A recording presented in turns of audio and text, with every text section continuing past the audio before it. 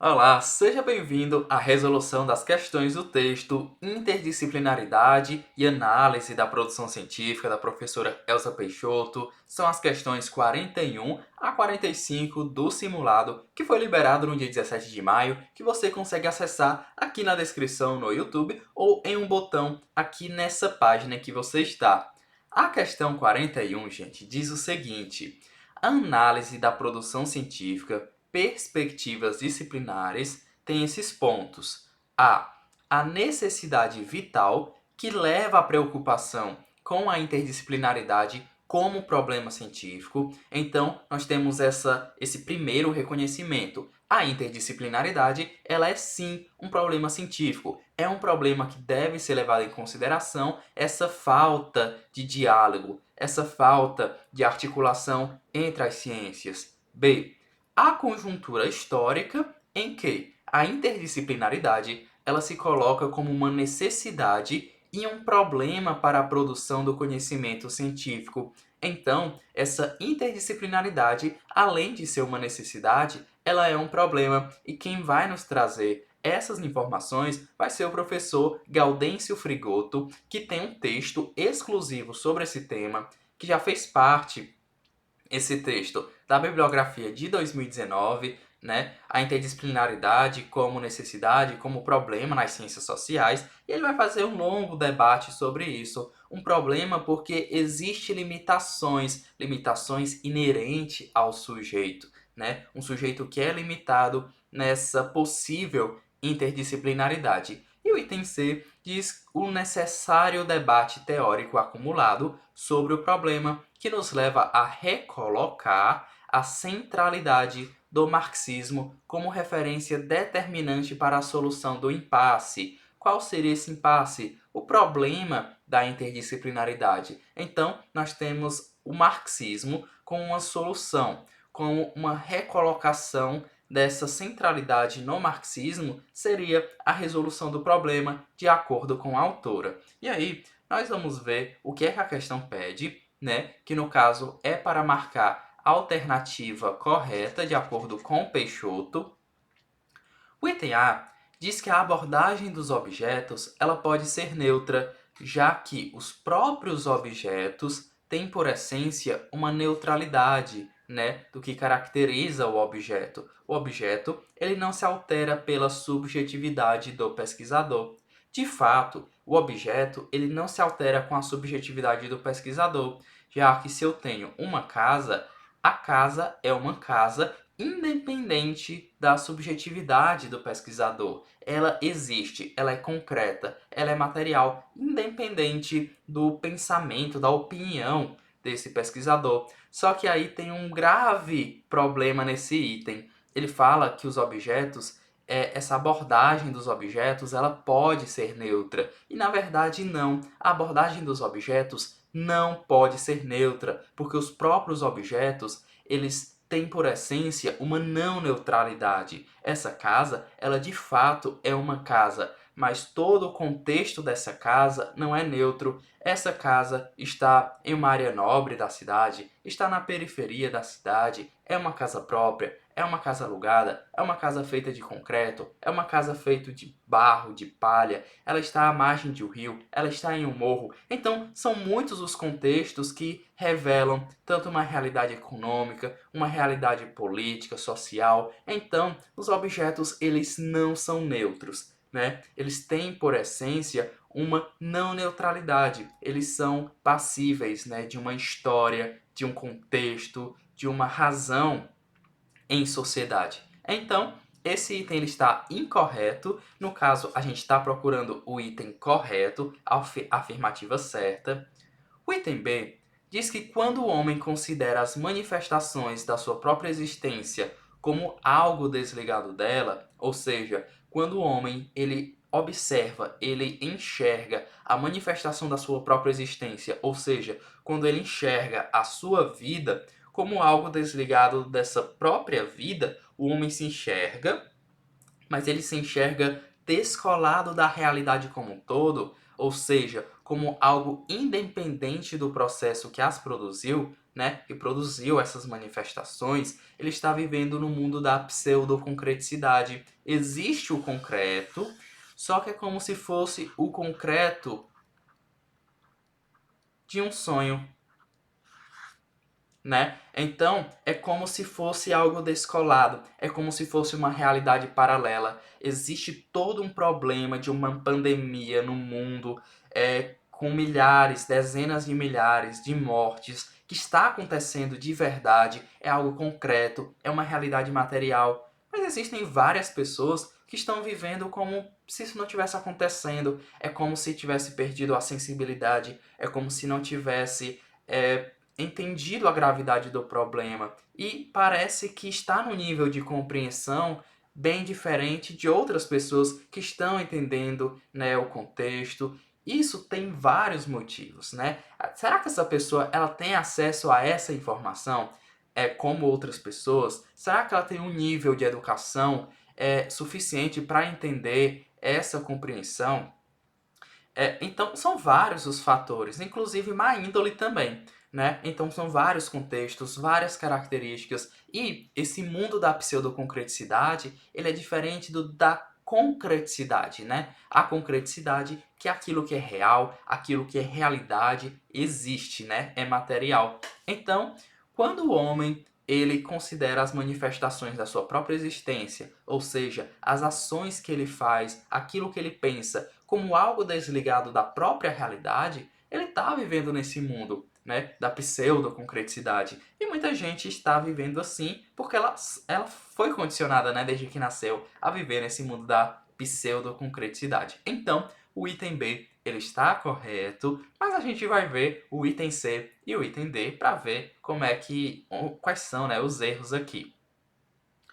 O item C fala o seguinte: o debate sobre as perspectivas interdisciplinares na análise da produção do conhecimento, tal como proposto na temática desta mesa, né, já que eles tratam que essa discussão está sendo numa conferência, encontra-se na esfera da concreticidade. E aí esse item ele vai estar errado, porque novamente nós vamos estar falando da pseudo-concreticidade.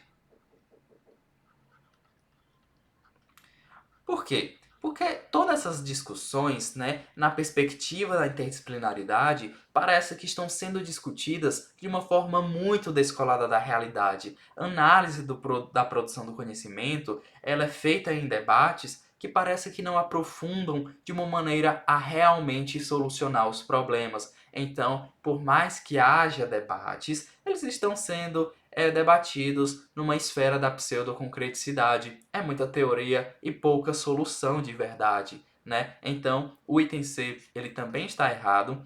E o item D, gente, ele fala o seguinte: os processos de burocratização e de petrificação configuram-se em uma conjuntura em que a classe dos trabalhadores ela opera para evitar que o conjunto dos que produzem o capital como modo de produção da existência reconheçam-se como classe para si. Vamos por parte? Vamos por parte.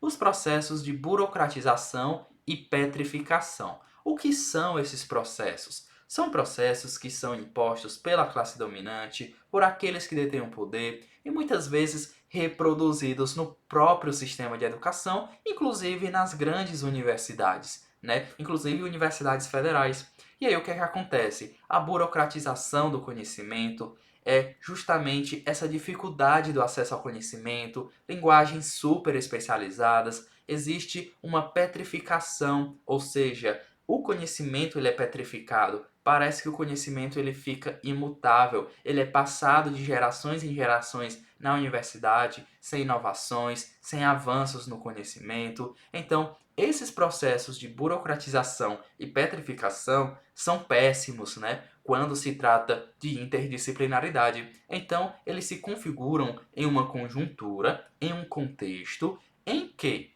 a classe dos trabalhadores opera para evitar que o conjunto dos que produzem o capital como modo de produção a gente já encontra aqui alguns erros, né? Vamos ver como seria o normal?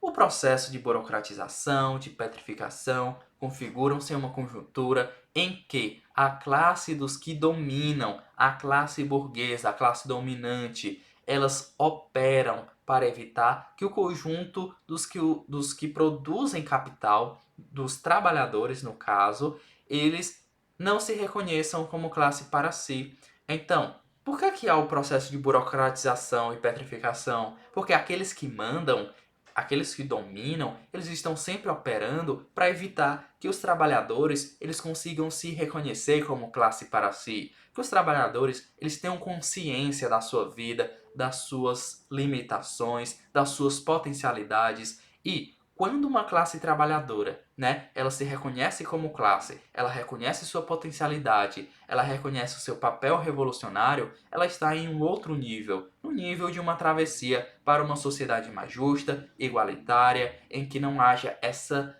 brutal dualidade. Então, esse item está errado, porque ele vai dizer que é a classe dos trabalhadores que opera para evitar, né, aí esse conjunto dos que produzem capital. Na verdade, é a própria classe dos trabalhadores que produz o capital, no sentido que são eles que produzem, eles são os produtores. Então, esse item ele está errado, certo? Portanto, o item correto aqui da questão 41 é o item B. A questão 42, ela vai tratar sobre o seguinte: esta deficiência ontológica, esta patologia do saber, né? O que é uma deficiência? É quando falta algo, há uma carência de algo. Então, essa carência ontológica, essa carência da percepção do trabalho, nesse sentido da essência do ser, essa patologia do saber, né? Patologia é um termo usado para designar uma doença, né? Essa doença do saber, dessa falta de construção interdisciplinar do conhecimento, ela é localizada pelo autor no desaparecimento de toda imagem reguladora que preservaria a existência do homem. Então, existe uma imagem reguladora que seria o ponto de referência para que os humanos pudessem se guiar. Só que parece que não há essa imagem reguladora. Desapareceu essa imagem, né, que poderia nortear a própria existência do homem, que preserva o homem na sua capacidade de humano que se importa com os outros humanos, né, e não apenas na reprodução dos seus próprios lucros por meio da exploração de outros. Então, aí presente, né, nos mitos e heróis, ela vai puxar metáforas da literatura. Então, mas a ciência, ela rompe, ela aniquila, né, com os mitos. Ela vai trazer novas informações, novos conhecimentos. A mitologia, ela vai sendo substituída pela própria ciência e ela vai esfacelando a unidade do humano, que ela é vista aos pedaços, né? O homem ele se torna cada vez mais fragmentado, mais esfacelados. Os especialistas, eles vão tendo linguagens cada vez mais específicas. O sujeito que estuda uma determinada ciência, né, que vai ser esse quadrado, ele não consegue compreender o conhecimento que é esse círculo. As linguagens são tão específicas que o sujeito que está aqui, se ele for para cá, ele não consegue reconhecer esse conhecimento 2. Enquanto aqui, nesse conhecimento 1, ele consegue compreender tudo, né? Uma linguagem muito específica, muito especializada, mas se ele for para um outro conhecimento, parece que ele deixa de entender. Então, linguagens cada vez mais específicas impedem a comunicação, perdendo-se a perspectiva da totalidade e da unidade. Essa perspectiva da totalidade seria esse conhecimento 1 junto com esse conhecimento 2. Mas parece que cada um está apenas aqui, né, no seu quadrado. Então, torna-se urgente a conversão da atenção científica. A atenção dos sujeitos, ela precisa estar aqui na totalidade, certo? Então, sobre a fragmentação disciplinar, marque a alternativa incorreta. Vamos procurar a alternativa errada sobre essa fragmentação interdisciplinar do conhecimento da realidade. Vamos lá. O item A diz que torna-se urgente a conversão da atenção científica com a produção de uma nova epistemologia, né, que suscite uma nova pedagogia. Então, gente, é verdade, torna-se urgente essa conversão da atenção científica. A atenção científica, que está super especializada, ela precisa se ampliar mais, né? Uma atenção que seja mais interdisciplinar, e para isso é necessário a produção de uma nova epistemologia. A epistemologia, né, como conjunto das ciências, como conjunto dos conhecimentos, precisa ser ampliada e vai suscitar, né, vai se encaminhar para uma nova pedagogia, para uma nova educação, para uma nova forma de mediação dos conhecimentos que devem ser socializados com todo mundo. Então, realmente, esse item ele está correto, né? A gente está procurando aqui o item errado, o item incorreto. B. Trata-se da epistemologia da convergência. Epistemologia da convergência, um conjunto de ciências que vão conversar entre si, que vão se entender, que vão se articular, né? Na qual a exigência interdisciplinar imponha a cada especialista que transcenda a sua própria especialidade. Então, voltando aqui, nós temos esse conhecimento quadrado e esse conhecimento triângulo.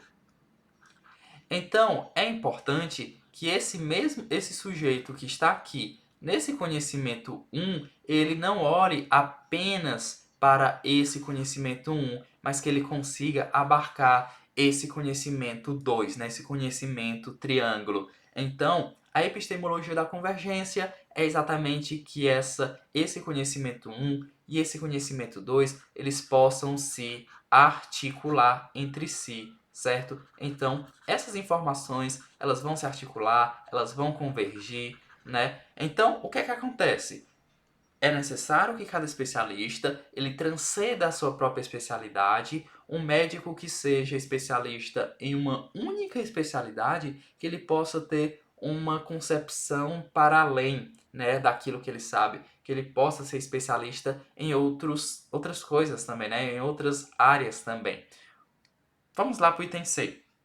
O item B está correto.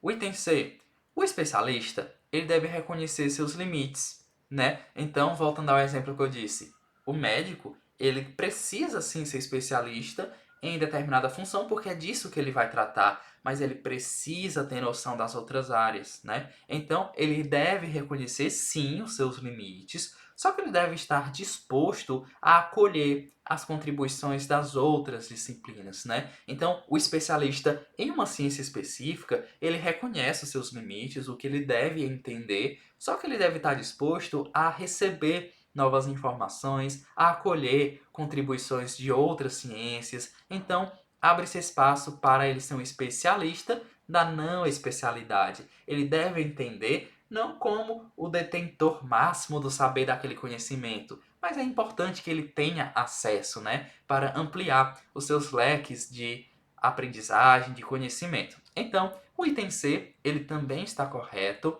Parece que ficou para o item D, né, o item incorreto, mas vamos descobrir o porquê.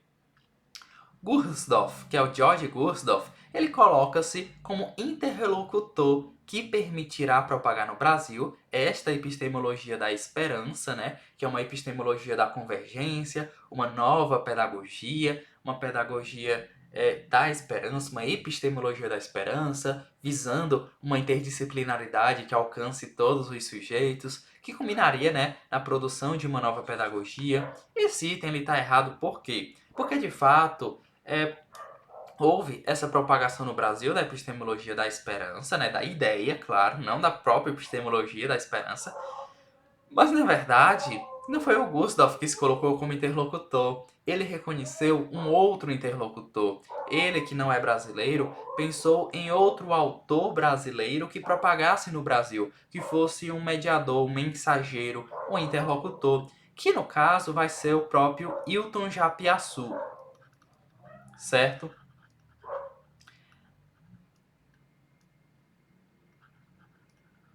Vale lembrar que o George Gusdorf, ele foi orientador do Hilton Japiaçu, que é muito colega da Ivani Fazenda, que é uma das autoras que está presente aqui no texto. Então, todos esses autores, eles têm alguma articulação, mesmo que um tenha estudado o outro, ou mesmo convivido. Então, o George Gustave, ele teve contato com o Hilton Japiaçu, seu orientando, que foi o propagador dessa ideia no Brasil. Então, não foi o próprio Gustave que se colocou como interlocutor, certo? Então o item D ele está completamente errado, então a alternativa D é a correta aqui na questão 42.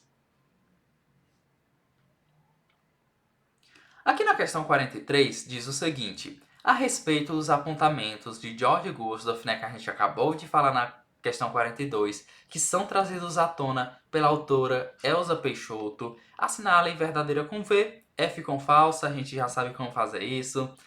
A primeira afirmativa diz que a crise dos anos 70 ela foi caracterizada pela superprodução, pela subprodução, pela barbárie, por guerras religiosas, crise do petróleo, Guerra Fria, os riscos da bomba atômica, fome, desrespeitos às liberdades. E é verdade, a crise dos anos 70 ela foi caracterizada justamente por isso, por essa superprodução, ou seja, muita produção, subprodução para quem tinha pouco, superprodução para quem tinha muito. Teve o grande receio, né, de estourar uma bomba atômica naquele momento, que no caso se despontou numa Guerra Fria, foi uma guerra super poderosa, mas que não teve armas bélicas em ação, né? Inclusive a própria internet, ela se desenvolveu muito durante a Guerra Fria, muita fome, censura a várias liberdades. A crise do petróleo foi algo super marcante nos anos 70. Então, a crise dos anos 70 ela foi caracterizada por todos esses fatores, sim. Por isso, a alternativa aqui, né, afirmativa, vai ser verdadeira. Na segunda afirmativa, diz que um projeto de expansão das ciências e das técnicas que irá propagar-se pelo mundo nos últimos 40 anos em uma onda chamada pós-moderna. E na verdade, a onda pós-moderna, gente, foi um projeto de contenção das ciências. As ciências foram cada vez mais contidas. Por quê? Porque por meio do conhecimento havia toda a questão do poder. Os Estados Unidos, ele escondia todo o seu conhecimento, ele tinha todo um poder, uma posse, né? Porque se vazasse determinados conhecimentos, ele ficava vulnerável. Então, houve uma contenção das ciências, houve uma contenção das técnicas de produção das armas bélicas, porque, claro, se você der a receita do seu próprio poder para o seu inimigo, existe uma grande dificuldade aí, né, se tratando de uma guerra. Então, a onda pós-moderna foi um projeto de contenção das ciências e não de expansão, como tem aqui nessa segunda afirmativa, então é falso. Essa terceira afirmativa diz que essa onda pós-moderna que a gente acabou de mencionar, ela é caracterizada pela recuperação da história, da luta de classes, do avanço das ciências, das teorias sobre a possibilidade do conhecimento e da razão. Essa alternativa ela está errada por quê? Porque, como eu disse, a onda pós-moderna foi um momento de contenção das ciências, né? Então, não foi o avanço das ciências. Na verdade, até foi um avanço das ciências, mas uma ciência contida, certo? Contida para aqueles que estavam produzindo o conhecimento. Inclusive, os Estados Unidos, ele captava, né, cooptava muitos cientistas, pesquisadores de outros países para que crescesse, para que expandisse a ciência, o conhecimento, para que ele pudesse estar aí à frente, né, no poderio, no poder. Então essa onda chamada de pós-moderna, ela foi caracterizada pela negação da história, pela negação da luta de classes. Então essa alternativa, ela também é falsa. E a quarta alternativa, ela diz que é necessária a interdisciplinaridade que rompa com a Torre de Babel provocada pela superespecialização. O que seria essa superespecialização? É o que a gente vinha conversando nas questões anteriores, de um sujeito que ele é super focado em uma determinada especialidade. nós temos aqui um conhecimento macro,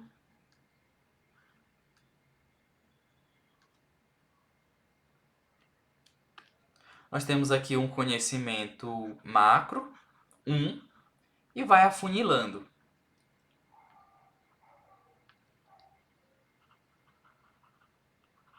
Então nós temos todo um conhecimento que ele vai sendo super especializado, né? Um conhecimento mais geral, aí ele vai afunilando, ele vai ficando específico, especializado, super especializado. Então é necessário uma interdisciplinaridade que rompa com a Torre de Babel provocada pela superespecialização. A superespecialização, que é justamente uma super delimitação, acaba sendo dificultoso no sentido de aquele que é super especializado, ele tem uma linguagem tão específica que outros especialistas não conseguem ter acesso a esse conhecimento. Então, como vai haver uma interdisciplinaridade, uma articulação, um diálogo entre pessoas que falam línguas diferentes? Então, por isso que é romper com a Torre de Babel. A Torre de Babel, que é uma torre onde há uma confusão de línguas, né? Onde as próprias pessoas não entendem entre si. Então, essa alternativa é verdadeira. Então, nós temos aqui verdadeiro, falso, falso, verdadeiro, né? Então, a alternativa correta aqui vai ser o item A.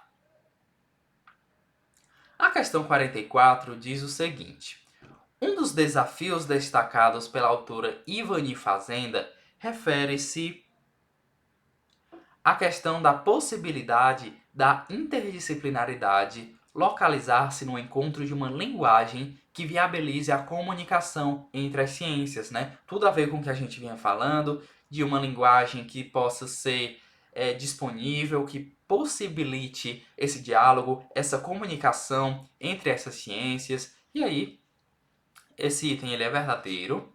2. Schwartzman ele argumenta que a divisão do conhecimento entre disciplinas científicas e acadêmicas, ou entre formativas e aplicadas, não se deve a uma divisão natural dos objetos da natureza, não, mas a diferentes tradições de trabalho estabelecidas por razões históricas e institucionais. Então, o Schwartzman ele diz que existe esse conhecimento 1,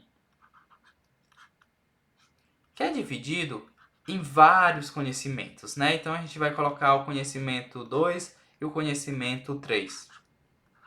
Só que ele vai dizer que essa divisão, na verdade, ela não é natural dos objetos da natureza, né? E na verdade, essa divisão, ela tem a ver com tradições de trabalho, ou seja, dos trabalhos de professores, de pesquisadores, de especialistas que subdividem, né, esse conhecimento, tanto por razões históricas, como devido às questões institucionais das universidades, das empresas de pesquisas, das empresas, das instituições de produção do conhecimento. Então, essa divisão ela não é natural. Só que é importante entender que tanto o conhecimento 3 como o conhecimento 2, eles são únicos, né? Eles são uma unidade, que no caso seria aqui o nosso conhecimento 1, por exemplo. Então, quando há esse rompimento, há um esfacelamento, existe uma fragmentação que muitas vezes não se relaciona entre si. Por muitas vezes, o conhecimento 2 não se relaciona mais com o conhecimento 3, então fica um conhecimento quebrado,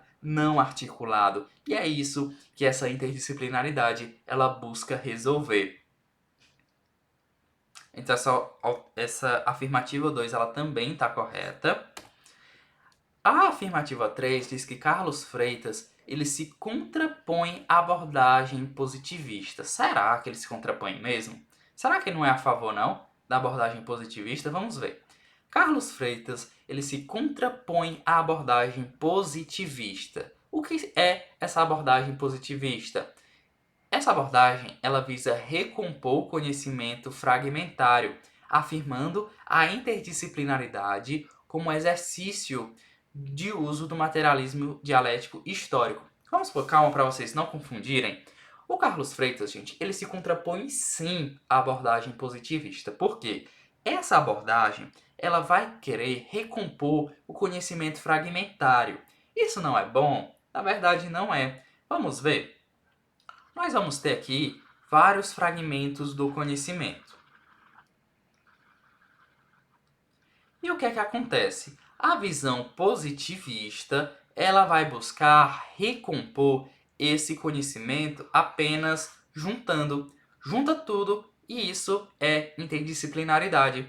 E na verdade, essa visão ela é muito limitada, certo? Essa visão positivista, ela não considera a história, não considera o contexto, não considera as intenções, ela não considera a própria dialeticidade, né, o movimento desses conhecimentos. Por isso, Carlos Freitas ele afirma a interdisciplinaridade como exercício de uso do materialismo histórico dialético, né, no campo da ciência. Então, qual seria a diferença, né, de uma abordagem positivista para uma que usa o materialismo histórico dialético? A visão positivista, ela só vai juntar, ela só vai somar. Enquanto o materialismo histórico dialético, ele vai relacionar todos esses conhecimentos de uma forma em que há movimento. E não é um movimento organizado, é um movimento dialético, né? Um movimento em que há toda uma movimentação desses saberes, desses resultados dessas pesquisas, com questionamentos, com contradições. Então, alternativa 3 tá correta? Vamos ver, né? Tem esse restinho aqui. E ele considera que na pedagogia tem sido usado mais para fragmentar do que para integrar e gerar um conhecimento próprio. Então, ele continua falando aqui da abordagem positivista. Essa abordagem, ela tem sido mais usada para fragmentar, olha aí, do que para integrar e gerar um conhecimento próprio. Aqui no materialismo histórico dialético, toda essa movimentação, toda essa relação, essa articulação, ela vai gerar um conhecimento diferente. Diferente da positivista, que vai só juntar os conhecimentos, e aí vão ser vários conhecimentos juntos, mas sem sentido, mas sem conexão. Então, essa afirmativa, ela é verdadeira, é isso que Carlos Freitas traz no texto da interdisciplinaridade. Aqui na afirmativa 4, diz que Gaudêncio Frigoto, ele defende que a discussão da interdisciplinaridade nos processos educativos deve ser relacionada às ciências naturais, porque os processos educativos, eles são constituídos nas e pelas ciências naturais, né? E constituinte das relações sociais. E aí nós encontramos a nossa primeira afirmativa falsa. Gaudêncio Frigoto, ele não traz, gente, essa informação. Na verdade, o que ele traz é que os processos educativos, eles devem se relacionar às ciências sociais. Por quê? Porque os processos educativos, eles são constituídos, eles são formados nas ciências sociais, pelas ciências sociais, né? Então, a afirmativa 4, ela está errada. Aproveita para te lembrar de participar lá no grupo VIP do Telegram. Basta acessar boraprender.com.br/telegram. Lá eu posto enquetes, dicas, mensagens, né, exclusivas para quem está nesse grupo. Se você ainda não tem o Telegram, basta você baixar no seu celular, no seu computador, pode ser nos dois aparelhos simultaneamente. Você será muito bem-vindo lá. Quando você entrar, você consegue ver tudo que eu já postei lá no nosso grupo VIP. Então, gente, para a gente finalizar, aqui a alternativa 1 é verdadeira, afirmativa 2 verdadeira, 3 verdadeira. Então, o item B, que tem 1, 2 e 3, ele está correto. Na nossa última questão, diz que sobre o marxismo clássico e a interdisciplinaridade, né, que é exposto pela autora, marque a alternativa incorreta. Vamos encontrar o que é falso aqui nesse item. A. O marxismo clássico ele decorre de um vasto balanço da produção do conhecimento que se inicia com a apropriação crítica e a coesão a partir do idealismo alemão, da economia política e do socialismo utópico. Será que essa alternativa A ela é verdadeira? Eu acho muito difícil. Por quê? Porque o marxismo clássico, de fato, ele decorre sim de um vasto balanço da produção do conhecimento, certo? Até aqui é verdade. inicia-se com a apropriação crítica, sim, só que na verdade não é da coesão, certo? O que é uma coesão? É quando você concorda, quando você aceita. E o marxismo clássico, ele rompe com o idealismo alemão. Ele é contra, ele nega o idealismo alemão. Então, não há essa coesão, certo? Paulo, o que é o idealismo alemão? O idealismo alemão vai ser um modelo, né, de pensamento em que a parte intelectual, o pensamento, ele vai preponderar toda a questão da espiritualidade, do místico, do onipresente, né, do sobrenatural. Então, o idealismo alemão, ele é derrubado no pensamento do marxismo clássico, que, como você já deve saber, é muito voltado para a questão do concreto, da realidade material. Então, nós temos aqui essa afirmativa que está incorreta, porque ele nega esse idealismo alemão, essa economia política que está a todo momento com ideais contrários ao que o marxismo clássico ele vai propor. Então, essa alternativa A, ele é falso, certo? A alternativa B diz que com a repercussão significativa na crítica da abordagem da história da humanidade, sim, o marxismo. Aí você deve entender, mas esse item não está meio solto? É muito importante sempre lembrar o comando da questão. Fala o quê? Sobre o marxismo clássico e a interdisciplinaridade, né? Teve essa repercussão significativa na crítica da abordagem da história e da humanidade? Completamente, né? O marxismo clássico, ele se interessou totalmente na crítica dessa abordagem da história e reconhecer essa história. Então, essa afirmativa ela é verdadeira. A afirmativa C diz que esse marxismo clássico e a interdisciplinaridade, né, resulta na concepção materialista e dialética da história. Sim, com todos os estudos desse marxismo clássico, vai se desenvolvendo essa concepção de materialismo histórico dialético, né? Que é uma concepção que revoluciona a capacidade humana de responder às demandas do conhecimento da realidade objetiva. Essa realidade objetiva, que é o nosso concreto, o nosso real, é a minha casa, é a sua, é o shopping, é a floresta, é a árvore, é a pandemia, é isso que nós vemos na nossa vida. Então, para responder às demandas desse conhecimento, dessa nossa realidade, essa concepção materialista histórica dialética, ela vai revolucionar, porque ela vai revolucionar a forma de reconhecer esse material, de reconhecer essa matéria, de reconhecer, gente, essa realidade. Então, o materialismo histórico dialético vai ser esse método de interpretação dessa realidade. Então, esse item C, ele também é verdadeiro. Já o item D fala que a dialética, ela é apresentada como a expressão de uma realidade. Essa realidade que é a natureza, é a história humana, é a própria produção do pensamento, né, que move aí uma trama infinita de concatenações e influências recíprocas, né? Paulo, mas o que é uma trama infinita de concatenações? Eu não sei o que é isso, nunca ouvi o que é isso. Uma trama, gente, uma relação, uma teia de aranha, né? Que tá até o tempo todo aqui se movimentando, vai de um para o outro, vai um questionamento, uma afirmação, vai outra, e aí você volta de novo.